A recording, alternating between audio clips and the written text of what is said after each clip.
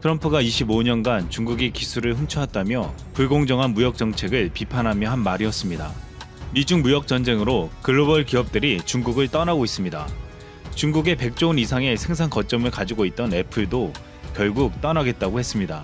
애플은 맥프로 최신 모델 생산을 미국 텍사스에서 하겠다고 밝히며 현재 중국 생산량 중 15%에서 30% 정도를 다른 국가로 분산시키는 것을 검토 중인 것으로 알려졌습니다. 애플뿐만 아니라 구글, HP, 델, 마이크로소프트, 아마존 등도 필리핀이나 대만, 베트남, 인도, 말레이시아 등으로 이전하는 방안을 검토하고 있습니다. 일본의 소니와 닌텐도도 이전을 준비하고 있고 중국에서 1000만 명 가량을 고용하는 대만 기술 업체들도 중국을 떠나려고 하고 있습니다. 수많은 글로벌 기업들이 중국을 황급히 떠나는 이유는 미중 무역 전쟁이 가장 컸습니다. 미중 무역 전쟁으로 고율의 관세 부과와 중국의 인건비 상승으로 제품의 가격 경쟁력이 떨어졌기 때문입니다. 글로벌 기업들은 공급망이 잘 구축되어 있으며 인건비가 낮은 베트남이나 태국과 같은 동남아시아 국가로 옮겨갈 준비를 하고 있습니다. 이 와중에 이 기업들이 한국 기업들을 배워야 한다는 한 언론의 주장이 나왔습니다. 홍콩 사우스 차이나 모닝포스트는 이미 2017년 중국의 사드 보복으로 삼성 등 한국 기업들의 탈중국 전략이 무역전쟁 와중에 관세를 피하고자 하는 서방 기업들의 모범이 된다며 한국의 탈중국 사례를 면밀히 관찰해야 한다고 지난 4일 논평한 바 있습니다. 이미 우리 기업들은 2017년 중국의 사드 보복으로 엄청난 손해를 보며 중국 시장에서 나와야 했지만 다른 글로벌 기업보다 더 빨리 동남아 등지에 생산 기지를 구축할 수 있었습니다. 최근 한국 기업들의 중국 실적은 거의 바닥이었습니다. 삼성은 중국 스마트폰 시장 점유율이 2013년에 20%로 정점에 달했지만 지난해에는 0.8%에 그쳤습니다. 현대기아차도 2010년대 초반 시장 점유율이 약 10%였으나 지난해에는 2.7%에 불과했습니다. 이로 인해 삼성은 지난해 선전과 텐진의 스마트 공장을 폐쇄했으며 후이저우에 남아있는 중국의 마지막 스마트폰 공장도 문을 닫기로 했습니다. 이미 삼성전자는 베트남과 인도로 생산 기지를 성공적으로 이전했습니다. 삼성전자는 작년 인도 뉴델리 외곽에 연간 생산량이 1억 2천만 대나 되는 세계 최대 휴대전화 제조 공장을 열었고 베트남에는 4개의 생산기지를 만들어 지난해 매출이 74조 원으로 베트남 총생산의 28%를 차지할 정도였습니다. 삼성전자가 지난해 달성한 전체 매출 243조 5,100억 원의 30%를 베트남에서 담당하면서 중국을 넘어 삼성의 최대 해외 생산기지로 자리매김했습니다. 현대차도 최근 중국 베이징 공장의 가동을 중단하기로 결정했습니다. 현대자동차는 중국 베이징 1공장의 핵심 생산 설비를 인도네시아로 이전하기로 결정했습니다. 한국의 스마트폰과 자동차의 실적 부진은 다른 영향도 있었지만 사드 보복의 영향이 가장 컸습니다. 중국 판매량 감소에 결정적인 영향을 미쳤던 사드 보복이 2017년 말 마무리됐지만 이듬해 판매량은 별다른 회복세를 보이지 못했습니다. 또한 중국 정부는 자국 기업들을 노골적으로 키워줬고 한국 기업들은 가격 경쟁력에서도 밀리게 되었습니다. 중국 기업들은 중국 내에서 한국 기업들을 밀어내더니 이제 전 세계 시장에서 한국 기업들을 급속하게 추격해오고 있습니다. 전 세계 스마트폰 점유율 20.4%로 1위를 한 삼성을 중국 화웨이가 15.5%로 바싹 따라오고 있고 중국에서 OLED를 생산하는 중국 디스플레이 업체 BOE는 삼성보다 20%가량 저렴한 가격으로 위협하고 있습니다. 현재는 추락하고 있지만 한때 5G 네트워크 통신 장비에서 중국의 화웨이는 28%로 전 세계 시장을 장악했고 세계 통신 장비 시장에서 5%밖에 되지 않는 삼성을 압도했습니다. 그런데 중국 내에서 중국 기업들이 빠르게 성장하여 한국 기업들을 밀어내고 전 세계에서 중국이 한국 기업과 경쟁하게 된 데는 불편한 이유가 있었습니다. 중국은 자국 기업을 지원하고 집중 육성해온 것도 있지만 미국을 비롯한 선진 국가들과 한국의 기술을 불법적으로 탈취해왔다는 것입니다. 중국은 13억의 매력적인 중국 시장에 진입하는 기업들에게 중국의 기술 이전을 강요해왔습니다. 그동안 중국은 지식재산권 침해, 산업 스파이 행위와 사이버 공격 등을 꾸준히 벌여왔습니다. 아담 히키 미국 법무부 차관은 중국 무역의 기밀 및 지식재산권 탈취가 증가하고 있다면서 이는 중국 정부의 중국제조 2025와 관련이 크다고 주장한 바 있습니다. 그는 CNBC와 인터뷰에서 지난 2012년 이후 경제 스파이 사건의 80% 이상이 중국과 연관이 있다면서 10개 중 8개 분야에서 중국의 지식재산권 탈취 사례가 있었다고 말했습니다. 그런데 여기서 중요한 것은 중국은 미국뿐만 아니라 한국의 국가 핵심 기술을 탈취해왔다는 것입니다. 우리나라의 국내 총생산 대비 국가 연구개발 투자 비율은 세계 1위 수준입니다. 그 결과 메모리 반도체, 특수선 등을 중심으로 한국의 세계 수출 시장 점유율 1위 품목은 71개에 달합니다. 중국은 세계 수출 시장 1위 품목 최다 보유국으로 1693개나 되지만 이제 한국의 1위 품목까지 가져가려 하고 있습니다. 2012년부터 2017년까지 유출된 국가 핵심 기술 사고의 과반수 이상이 중국에 의해 발생했습니다. 유출된 기술은 고부가가치 선박 설계 도면, LNG선 건조 기술 등과 같은 조선 기술, OLED 소재 기술, OLED 세정 기술 등과 같은 모니터 액정 기술, 2차 전지에 관한 소재와 제조 기술 등입니다. 이들은 한국이 상대적으로 경쟁 우위를 가지고 있는 신성장 동력 산업에 이용되는 기술이었습니다. 국내에서 2012년 OLED 기술 유출 사고가 발생하면서 중국에서 OLED를 생산하는 기업들이 모습을 나타내기 시작했습니다. 2016년 OLED 관련 중국 디스플레이 기업의 매출은 전년 대비 65.4%나 증가했고 한국의 세계 OLED 시장 점유율은 감소했습니다. 중국의 2차 전지 시장도 국내 기술 유출 사고가 발생한 2014년 이후 중국 기업들의 매출이 전년 대비 220%나 늘어났습니다. 이와 같은 현상은 기술 유출 사고가 발생한 조선산업이나 자동차 산업 등에서도 중국 기업들의 점유율이 커지는 동시에 한국 기업들은 피해를 보았습니다. 한국의 산업기술 유출 사고가 나면 중국 기업들이 나타나며 성장했다는 것은 우연이 아니었습니다. 그동안 이런 중국의 행태를 막을 길이 없었습니다. 미국은 꾸준히 중국에 경고를 주었지만 중국은 듣지 않았습니다. 이에 결국 트럼프가 강한 압박에 나선 것입니다. 그것이 중국의 대표적인 통신기업 화웨이를 제재한 것이었습니다. 트럼프가 내세운 제재 이유는 중국 정부가 화웨이를 이용해 미국과 우방의 통신 체계를 무너뜨릴 수 있다는 것이었습니다.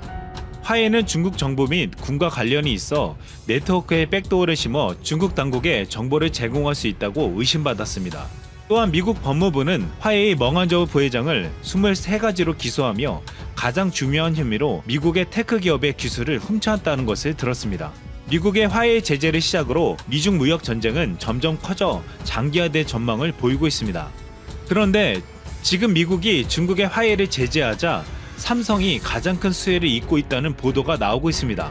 미국의 대표적인 우방국가 일본이 중국 화웨이 제품을 사용하지 않겠다고 하자 일본 2위 통신사인 KDDI는 삼성전자를 5G 장비사 중 하나로 선정했습니다. 업계에 따르면 삼성전자가 2014년까지 5년간 KDDI에 공급하는 5G 기지국 장비 규모는 2조 3,500억 원에 달할 전망입니다. 2017년 세계 통신시장 점유율이 27.9%로 1위였던 화웨이는 점유율이 점점 떨어지고 있으며 불과 3.2%밖에 되지 않았던 삼성전자는 이를 계기로 앞으로 20% 통신장비 시장 점유율을 목표로 내걸고 있습니다. 업계 전문가들은 현재 한국 5G가 세계로 확산되고 있으며 한국 프리미엄이 붙고 있는 상황이라 이 목표가 불가능하지 않다고 보고 있습니다. 삼성전자의 중저가 스마트폰 갤럭시 A 시리즈도 미국 화웨이 제재에 따른 반사 이익을 크게 보고 있습니다. 23일 시장 조사 업체 카운터포인트 리서치에 따르면 올 2분기 갤럭시 A 시리즈가 삼성전자 전체 스마트폰 판매량에서 차지하는 비중이 56%로 집계됐습니다. 이는 1분기 24%에 대비해 2배 이상 증가한 수치였습니다. 중국 화웨이의 아너 시리즈 판매가 크게 감소하면서 이 빈자리를 갤럭시 A 시리즈가 채웠다는 것인데 올 2분기 중동부 유럽 스마트폰 시장에서도 화웨이를 제치고 점유율 1위를 기록했습니다. 미국의 제재에 일본과 유럽 국가들이 중국 화웨이를 밀어내며 삼성이 그 자리를 차지하고 있는 것입니다. 미중 무역 전쟁은 빠르게 성장하고 있는 중국에 대한 미국의 견제라는 의견도 있지만 그동안 부당한 방법으로 경제를 키워온 중국에 대한 미국의 응징이라고 보는 시각이 상당합니다. 이로 인해 중국 내에 있는 수많은 글로벌 기업들과 자본이 중국을 떠나고 있고 전 세계에서 부당하게 점유율을 높여온 중국 기업들은 흔들리기 시작했습니다. 이를 기회로 그동안 중국의 기술 탈취와 사드 보복으로 인해 피해를 보았던 한국 기업들은 시장에서 정당한 평가를 받게 되었습니다. 그동안 기술에 높게 투자해 오면서 세계 최고의 기술과 품질을 자랑했던 우리 기업들이 빛을 보게 된 것입니다. 우리 기업들은 사드 보복의 위기 속에서도 다른 글로벌 기업보다 더 빨리 생산 기지를 옮겨서 안정적인 생산 기지를 구축했고, 더 혁신적이고 창조적인 경영을 통해 세계 시장에서 점유율을 점점 더 높여가고 있습니다. 시진핑은 이런 명언을 남긴 바 있습니다. 세상에는 올바른 도리가 있는 법이다. 김태희가 밭을 가는 나라, 우크라이나와 함께 미녀가 많기로 소문난 나라, 바로 우즈베키스탄이죠. 우즈베키스탄의 인구수는 3,200만 명, GDP는 60조 원으로 경제 규모가 크지는 않지만 5%대의 고성장세를 유지하는 가운데 금동, 석탄, 천연가스 등의 자원이 매우 풍부한 나라입니다. 우즈벡이 1년에 수출하는 규모가 총 10조 원 정도인데요. 그중 절반이 금인 것을 확인할 수 있습니다. 우즈벡에서 채취된 이 많은 금은 도대체 어디로 갈까요? 바로 시계의 나라 스위스입니다. 보시는 것처럼 우즈벡산 금 99.9%, 거의 전부가 스위스로 수출되는데요. 여러분이 지금 손목에 차고 있는 롤렉스, 오메가, 까르띠에, 파텍필립, 스와치, 태그호이어, 론진, 브레게, IWC, 쇼파드 등의 스위스 시계들에 사용되는 금이 바로 우즈베키스탄에서 채취된 금일 확률이 꽤 된다는 것이죠. 반대로 한국은 우즈벡이 보유한 천연 자원이 절대적으로 부족하지만 4차 산업이라 불리는 산업들에서 세계 상위권의 기술력을 보유하고 있기 때문에 한국과 우즈벡이 손을 잡으면 서로 윈윈할 수 있습니다. 우즈벡이 한국을 전략적 동반자의 우방국으로 인정한 것은 지난 2006년부터이고 올해 4월 19일에는 우즈벡과 한국의 관계가 특별 전략적 동반자 관계로 격상되었습니다. 이는 엄청난 성과죠. 한국과 우즈벡의 무역 상황을 보시면 2015년과 2016년에 그야말로 말아먹을 뻔했습니다. 2014년 대비 절반 이하로까지 추락하였는데요. 지난해부터 드디어 대박 수준으로까지 끌어올린 것을 확인할 수 있습니다. 지난해 한국이 우즈벡에 수출한 규모는 2조 6천억 원으로 다른 국가들에 비해 크지는 않지만 우리가 우즈벡으로부터 수입하는 규모는 260억 원밖에 되지 않습니다. 우즈벡이 그냥 일방적으로 한국에서 수입만 하고 있다고 봐도 무방할 정도죠. 한국을 상대로 무역 흑자를 기록하면서 오히려 말도 안 되는 헛소리만 해대는 일본과는 정반대입니다. 최고 수익률 구독자분이시라면 아시겠지만 지금 보시는 이 베트남 관련 영상을 보시면 베트남 전체 수출액의 3분의 1이 삼성에 의해 창출되고 있고 베트남이라는 국가 총 GDP의 4분의 1이 삼성이 만들어내고 있습니다. 삼성을 포함한 한국 기업들이 베트남이 마치 한국인 것처럼 엄청난 영향력을 보여주고 있는데요. 우즈벡이 현재 이와 비슷한 길을 걷고 있습니다. 한국에 대한 의존도가 급속도로 높아지고 있죠. 한국 정부와 한국 기업들이 우즈벡에서 얼마나 잘하고 있는지를 전부 나열하면 32만 3,312가지로 그 누구보다 더 바쁘신 여러분들께 모두 전달해 드릴 수는 없고 대신에 제가 중요한 것들과 최근 성과를 위주로 전해 드릴게요. 우선 보시는 것처럼 최근 우즈벡 국민의 절반 이상이 삼성 핸드폰을 사용하는 것은 이미 예상하셨을 겁니다. 교통 인프라 전력 보급 지원, 호텔 1,508개 건설 비용 지원 뿐만 아니라 우즈벡에서 2년 전부터 총 35조 원 규모의 78개의 가스 개발 프로젝트를 진행 중인데요. 한국가스공사, 현대엔지니어링 등의 한국 기업들이 이미 기술력을 인정받아 대규모 수주를 따내고 있습니다. 한국가스공사는 지금 보시는 우즈베키스탄 수르길 가스전 사업을 성공리에 마무리하여 840억 원에 달하는 수익을 올린 것으로 전해졌고 현대엔지니어링은 우즈베키스탄 최초이자 세계에서 6번째인 천연가스 액화정제 플랜트 타키하타시 복합 화력발전소에다가 중앙아시아에서 가장 큰 규모의 가스 처리 시설인 우즈벡 칸딤 가스 처리 시설까지 초대박이라 불릴만한 수준의 공사들을 따냈죠. 여기에 최근에 한국국토정보공사는 LG와 손을 잡고 우즈베키스탄에 140억 원 규모의 부동산 등록 시스템 구축 사업에서 우선 협상자 대상으로 최종 선정되었고 한국해외인프라도시개발지원공사는 우즈베키스탄의 혁신개발부와 민관 합작투자사업 프로젝트 공동 개발을 위한 MOU를 체결하였습니다. 여기에 우즈벡 정부가 세계 1위 전자정부기술을 보유한 LG CNS의 요청에 합작회사를 설립하여 공기업들의 정보와 기술까지 판매할 수 있게 되었습니다. 자동차 분야도 한국이 지배적인 위치에 있는데요. 우즈벡의 자동차 부품 수입 현황을 보시면 한국이 압도적인 1위죠.